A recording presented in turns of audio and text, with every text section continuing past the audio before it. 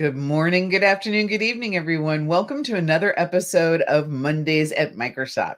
This is where we break down everything that's happening across Microsoft with news and events and community. It's an awesome segment. I'm so glad that you're here. I'm Karuana Gatimu. I'm the director of the Microsoft 365 Customer Advocacy Group, and I'm joined by my good friend, Heather Cook. Hello, good Hello. morning. Hi, hello. I am Heather Cook, Principal Community Evangelist for Microsoft 365 Customer Advocacy Group. There we go. I said it right. There you go. We're Good. going to have some more coffee as we take you through all the stuff that's happening. A little bit of brain fatigue still going on. We're getting into the season. Things are picking up speed as we barrel towards Microsoft Ignite, which I know we're going to talk about today.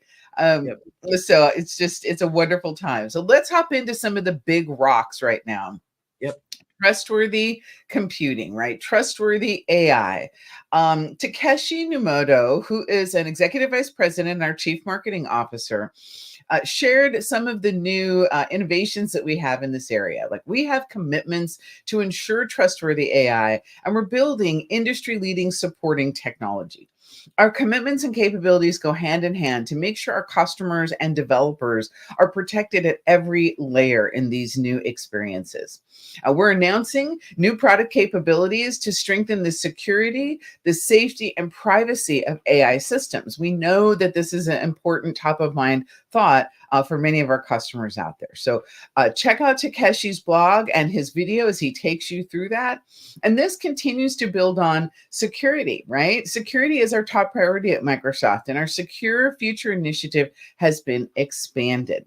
And it underscores those company-wide commitments and the responsibility that we feel to make sure customers are secure. When I talk to customers on a regular basis, right, making sure that AI is trustworthy and is used properly in their organization and that their data and their systems are secure are the top two things that we consider.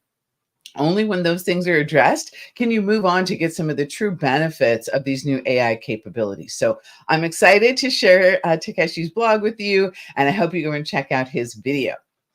Now, speaking of video, I just got back from the kickoff of the AI Tour live show.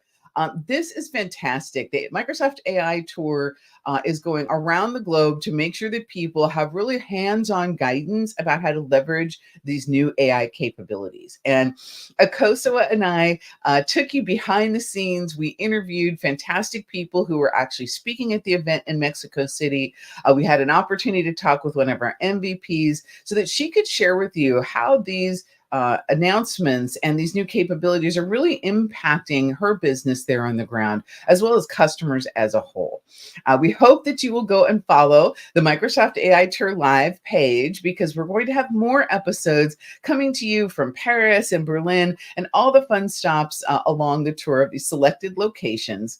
And it's really a lot of fun. I mean, it's pretty amazing to see how the event team transforms a place in 24 hours to be one of these huge events. If you've never been behind the scenes at a Microsoft event, check out this video, because we'll take you through what it actually looks like. We really want you to come along with us so that you can feel that you're a part of it, if in fact you can't get to one of the tour stops. So make sure you check that out, and you can follow this and more via our community news desk.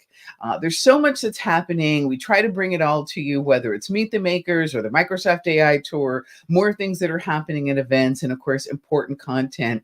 But the community news desk is where you can keep up on all of that. And of course, we also post that on our Microsoft community page on LinkedIn. So just lots of good stuff. And huge shout out to our crew who were able to go on site for the Microsoft AI Tour in Mexico City, shoot everything, and publish that show in the same day. I was amazed.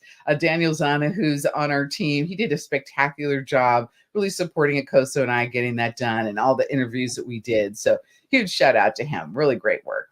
Absolutely. And I will be with you all in Paris and Berlin doing the same thing. So I'm very excited about that. That's the third week of October. So getting ready for some more travel. So I have some wonderful things in our In Case You Missed It segment as well. So this past week, we launched the new Copilot vision and voice features really personalizing the AI assistant with a refreshed design focused on really surfacing useful information. So our new executive vice president and CEO of Microsoft AI, Mustafa Suleiman, has a great blog that talks all about this. He said, over time, this will adapt to your mannerisms and develop capabilities built around your preferences and needs. We're not creating a static tool so much as really establishing a dynamic, emergent, and evolving interaction. He also said his commitment is for us to be accountable at every stage, to work with you, to listen to you, our customers. Respect and deep compassion for users and our society is the core purpose behind everything we do. It comes first. And this is a journey that we promise to take together. You can read more about that in his blog about all of this stuff. But yeah, I've been seeing lots of people trying it out, lots of influencers and bloggers, giving it the try. It's really exciting. So if you haven't checked that out, definitely check out the article. Also, continuing with AI, after the 2022 invasion of Ukraine, local photographers there started documenting the unfortunate destruction of cultural sites. They were looking to help preserve the country's heritage and collect evidence for restitution. But a bunch of faked war-related images were causing big problems, and people couldn't figure out what was real. So the deepfakes that we continue to talk about, which is AI-generated content that realistically resembles people, places, and events in an inauthentic way. This prototyping that we've been doing has led to our content integrity suite of tools that are designed to bring more transparency to online content. This really reflects heavily global elections, as we've been talking about a lot in our last segments. It's expected to, all of these elections, we have about 2 billion voters this year. Several political elections, media organizations are now using these tools to attribute their work to really improve transparency, instill trust, and really ward off that disinformation. So a coalition for content provenance and authority, it's the C2PA. It's an organization that Microsoft co-founded to develop that really open standard for establishing this provenance of source and history of digital content, including AI-generated assets. So there's nearly 200 members really developing these provenance technologies with journalists and also supporting democratic processes. So no single company or approach can address all of these issues alone. So it's really advocating also for relevant legislation and then also researching more and more transparency techniques. This is an amazing coalition, and it's got so many people involved. So definitely check this out. It's very, very cool. So getting into product segment with Karuana, but I was really excited to hear that there was this big coalition of people. Like, it's so important. I think it's so important. And if you're a content creator out there, make sure your voice is heard on this. This impacts all of us as content creators. We want to make sure that people can easily tell when an image or any sort of visual or, digital content is authentic. I definitely agree that more legislation is necessary, but these tools are where the rubber meets the road. You have to have a tool that will enable you to do that well. So I'm really proud of the work that we're doing here. Like, of course, AI is transforming everything, but it has to be trustworthy, right? We have to build the infrastructure that will allow that. So it's great that we're moving that forward and in a collaborative way with other people. 100%. Yep. That's fantastic. Well, let's switch over now and talk about Microsoft 365 and Azure in the developer space. Microsoft 365, of course, is the best way to access the latest versions of productivity apps. However, we know that some of our customers still prefer a non-subscription way to access those familiar apps. And that's why we've released Office 2024. Do you all remember when the first Office suite came out? I have to say I do. I might not still have the shrink wrap box, but I certainly remember. Well, now it's Office 2024. On October 1, we released that for consumers and small business, and includes updated locked-in-time versions of Word, Excel, PowerPoint, OneNote, and Outlook for PC and Mac. So you can read more of the details on this. Of course, I tend to access these things via the cloud because I love the fact that I can get to all of this in any web browser, anywhere, whether I'm doing work for Microsoft with the appropriate, security credentials, or I'm working on some of my nonprofit or, side hustle work. Being able to access it in the cloud is great. However, having this right there on a locked in time version on your PC is super important. So that is definitely available now. available October 1st. And, this is just, I get a little, it's 50 years of Microsoft this year. So every time these new announcements come out, I'm like, do you remember when? That's the new hashtag for today's episode. And I remember when Microsoft was a nascent organization, and now the path to IT modernization involves the integration of technology to optimize processes and elevate experiences for customers and employees alike. And we are really humbled, and it's an honor for us to be recognized as a leader in the Gartner Magic Quadrant for Desktop as a Service. This is important when you think about a global workforce, when you think about standardizing experiences. This is the second consecutive year that we've been recognized as a leader in this area. And Gartner defines DaaS as the provision of virtual desktops by a public cloud or service provider, and uses the term to encompass a variety of cloud solutions. So, being recognized here is fantastic. Check out this blog by Stefan Knestrand, who will tell you all about that. And if you haven't thought about how virtual desktops can really empower people in your organization, now is the time, because boy, has that gotten a lot easier to deploy and manage. It helps IT folks make sure that they can keep everything secure and up to date. And it's a fantastic capability. So I'm excited about this. I remain, an IT pro at heart, so I geek out over stuff like this, and I know you do too. Now we're going to go back to Heather, and we're going to talk about business applications at Dynamic and Fabric. What's happening over there, Heather? Oh my goodness, so much. And I too remember the boxes, and then the plastic boxes, and then the folders with the discs, yes. and oh my goodness, for sure, for Office. Did you have the one? I had the big thing for the Microsoft Encyclopedia on CD, and it was like 12 CDs of the encyclopedia, because of course I had the real encyclopedias, the books, right? Yeah. And then after a while you could get it updated. Now, of course, we have the internet, and the encyclopedia is at your fingertips with Copilot reasoning across it, right? It's just, we're gonna have to bring some props next time. I'll bring out an old one. We'll see if we can find some old. I think I saved that inside because I just was sentimental about it. Yeah, sure. I know. I was like, the first SharePoint box too, with the Bradbury building, which is here in LA from Blade Runner.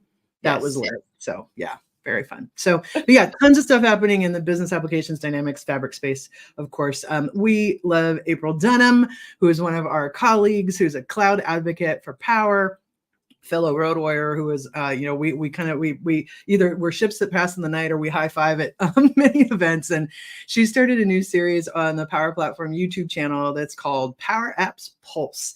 And they had the second monthly installation. It's up there now for September. They did one in August.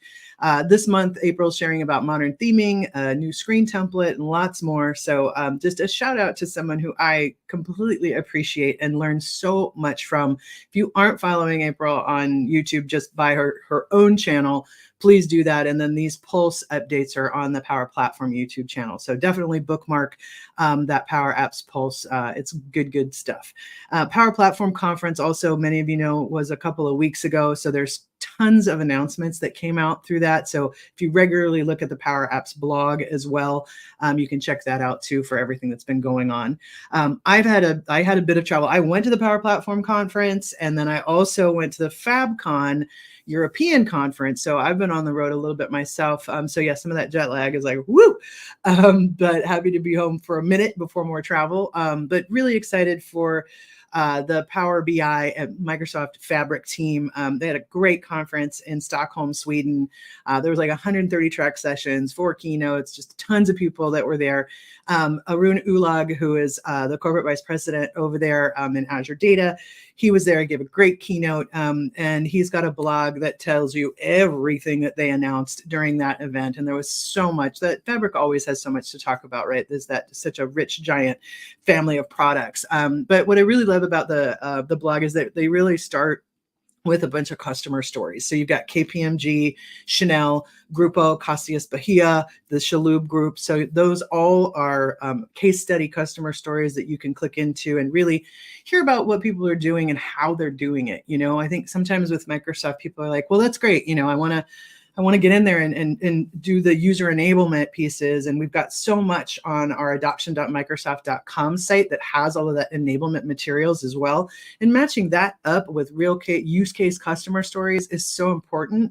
So it's great to see the team putting those things out, and that blog is giant. So definitely check it out. One of the cool announcements there that I wanted to pluck out was a preview of Microsoft Purview, say that 5 times fast, information protection, which allows for content restriction in Fabric using sensitivity labels and the Microsoft Purview data loss prevention policies for lake houses. So they're highlighting the general availability of that. So check that out if you're using those products. It's a really great article. Activate your data responsibly in the era of AI by Ruta Mitra. So that's a great one over there. So yeah, FabCon was awesome. A shout out to Jason Himmelstein and Remerit and the whole team over there on a big successful conference. So that was awesome. And our producers that we produce along ESPC, which is the European SharePoint conference coming up in December with Sarah and Kevin, who also put on FabCon for Europe as well. So it was really great to see them do a little site visit because we're going to be in the same venue in Stockholm, Sweden that first week of December. So that was really cool. Speaking of events, I'm going to go into what's going on. Oh my goodness, October is quite bananas, but usual, right? Lots and lots of stuff going on. We have our Microsoft Community Initiative, MGCI, where we have all of the things going on in our Microsoft ecosystem as far as community events. Big shout out to our board members and our regional leaders who are helping us all the time shape these initiatives, help others really become event producers if they want to produce something in their local areas. It's just really exciting to have so many people involved. Also, communitydays.org is that one-stop shop for community calls and also community events, both free and paid. So you can always go check those out up there. I wanted to give a shout out in the middle of this to the 2025 upcoming Imagine Cup. If you haven't heard of the Imagine Cup before, it is just such an awesome program. So if you are a student with an original idea that could change the world, the Imagine Cup is for you. It's an opportunity for you to develop an idea, to showcase your solution, and really shine on a global stage. The winning team will receive $100,000 and an exclusive mentoring session with Microsoft Chairman and CEO Satya Nadella. The two runner-up teams receive $25,000 apiece. So the original idea submissions for early feedback, October 31st, right on Halloween, and MVP submissions are due January 22nd. So you can get started today, register for the Imagine Cup. This is only for enrolled high school and college and university students 18 plus. So definitely check that out if you haven't heard anything about it before. And it's so fun to follow and watch and just, get a load of what everybody's bringing to come in and change the world in technology. It's super cool. So getting into the past couple of weeks of events, we have events happening, my goodness, all over the world, from Argentina to Atlanta to France to Memphis. That's going on right now. So we've got, events at Memphis, Community Day shout out right now, Ottawa right now, Cambia Tour. So a lot of things that are happening this moment in the world and lots that just happened at the end of September, which is awesome. And then we've got a bunch of stuff coming up here in October. We've got Community Days, Cape Town and Johannesburg and Durban. A shout out to our MVP crew over in South Africa. I did that tour with them, in 2019 and did the circuit. It was one of the most beautiful trips of my life. So a big shout out to, Tracy and Alistair and all the folks over there who are putting on these events. Port of Portugal, Scottish Summit, always a big crowd pleaser favorite. That's an awesome event. Collab Days New England, that's going to be awesome as well. The next AI Community Conference, this is a series of events that's happening. So the next one is coming up in Vancouver, and they've got lots of events. So definitely check out, there's a series of those going on, all put on by MVPs from Microsoft and regional directors as well. Korea, we've got Seoul, we've got Bangkok, we've got Collab Days Belgium. A shout out to all of our European folks who run all of these wonderful Collab Days events. Goodness gracious, that's a lot. And that's only for the next 2 weeks. So pretty awesome. We've got community paid events coming up. There's a few, there's definitely one, the Community Summit in North America here, October 13th through the 7th in San Antonio. So that's definitely one here in October. There's a couple coming up in November as well. TechCon Dallas is the third week of November, which will be happening as well. So lots and lots of events coming up. And then, we'd be remiss if we didn't talk about the big one that's coming up for Microsoft. We call this, a flagship event, Microsoft Ignite. And that is coming up the 19th through the 22nd. Now, the in-person event of Ignite is sold out. It sold out like so fast, but you can all participate.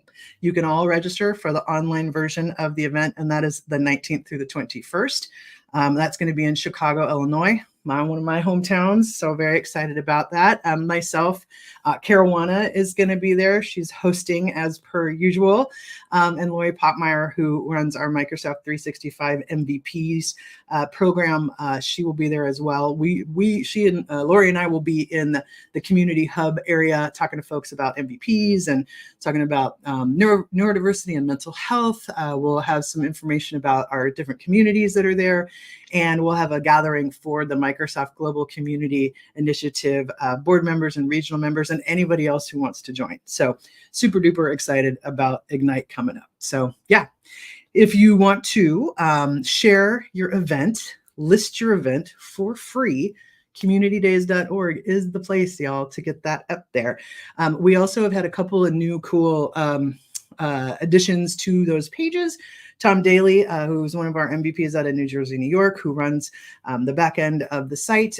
They just combined on the back end, we pull in Sessionize.com information, which is a third-party tool that manages calls for content for speakers, and then also Run Events, which is a wonderful organization out of Europe. It's an event app. So like when you go to the event, you like have your app and you're looking at stuff, but also calls for content and speakers as well. So we, through API magic, we pull the back of that information into the communitydays.org site, and then you can check out our speaker board there. So if you're looking for speakers, potentially for an event, you can go see who's been doing a lot of speaking out in the world. So it's a really cool new upgrade over there. And I know they've been working really hard on calls for sponsorship. So if you are looking for sponsors for your event as well, there's a whole section on how to leverage communitydays.org to do a call for sponsors using that page and technology to do it, so that you don't have to, do it, necessarily through all your email and Excel and all that stuff. You can actually just do it through the page. So lots of cool stuff that they've been working on, and